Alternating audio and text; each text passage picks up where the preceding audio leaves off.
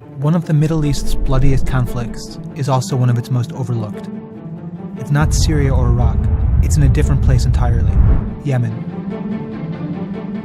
The 20-month-old civil war there has killed more than 10,000 people and triggered a massive humanitarian crisis.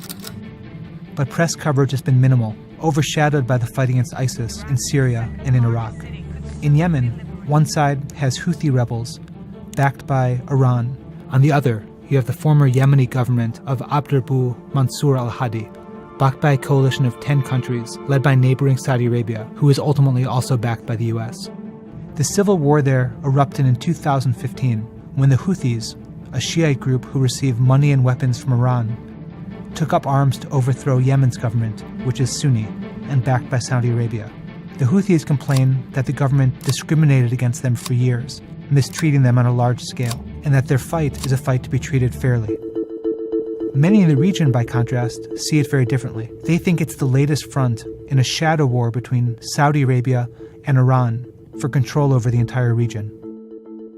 In March of 2015, Saudi Arabia began bombing Houthi-held territory across Yemen, causing mass civilian casualties.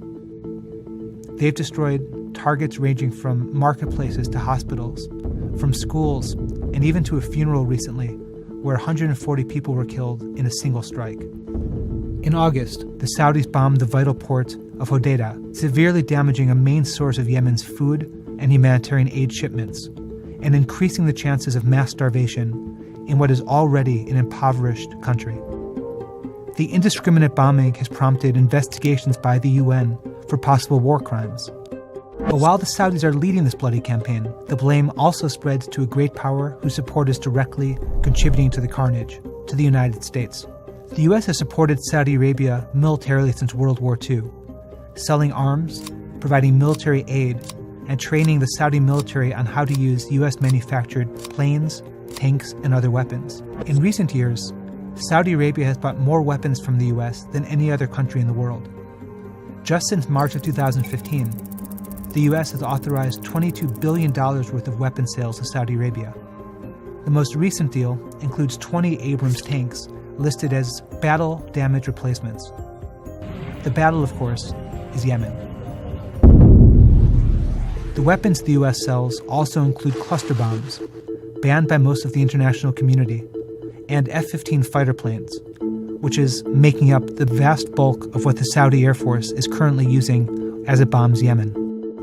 But America's aid to Saudi Arabia goes way beyond weapon sales, and it's directly contributing to the current fight. That's because Washington is literally helping to refuel Saudi planes while they strike targets across Yemen.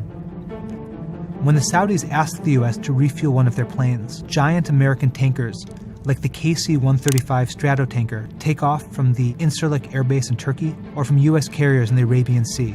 They then link up with Saudi F-15s in international airspace.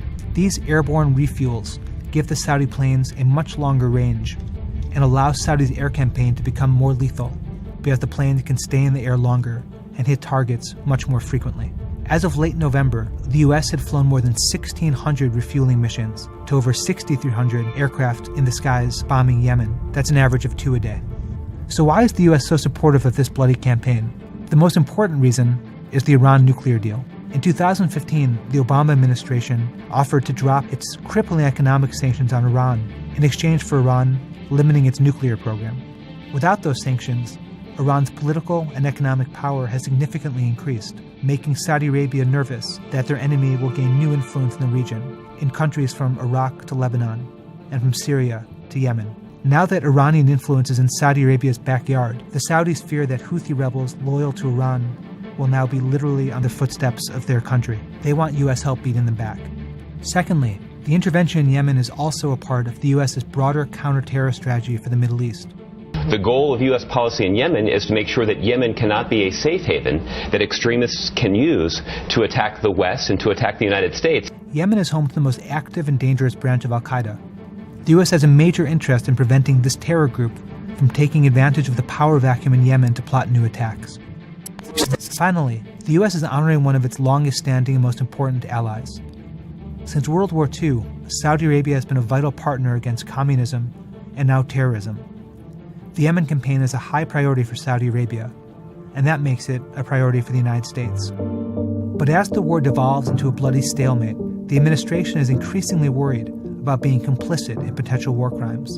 In State Department documents obtained by Reuters, a meeting agenda from January of 2016 talks about limiting exposure to LOAC, which means the law of armed conflict. Some in the White House worry that the U.S. was potentially violating that law because of its assistance to Saudi Arabia. In those documents, State Department officials also discuss the implications of a 2013 international court decision implying that if the U.S. were to provide practical assistance, encouragement, or moral support to the Saudis, the U.S. could be charged with war crimes itself. In an effort to avoid this, the U.S. issued a no-strike list to the Saudis to try to mitigate civilian casualties.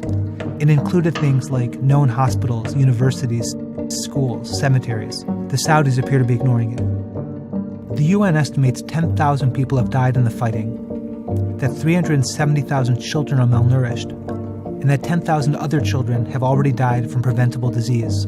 Nearly 3 million people have been pushed out of their homes in the last year of fighting alone. Truces have come and gone, while hopes for peace talks falter. The Houthis continue to run the government in the capital of Sana'a, raising questions about what Saudi Arabia has actually accomplished, and whether any of it could possibly be worth the cost. Here at home, in Congress, some lawmakers from both parties have talked about stopping weapons sales to Saudi Arabia until it does more to keep the air-worn Yemen from causing massive human rights abuses. Others argue that America's relationship with Saudi Arabia is so important that the U.S. needs to keep selling weapons despite the carnage in Yemen. The Obama administration, for its part, has repeatedly urged the Saudis to do more to avoid accidentally hitting targets like schools and like hospitals. The White House has also condemned individual attacks. But the reality is that the U.S. finds itself increasingly complicit with the actions of a coalition led by Saudi Arabia. That means President Obama will leave office with America helping an ally fight a bloody war, causing mass civilian suffering that shows no signs of ending. And that is not a legacy to be proud of.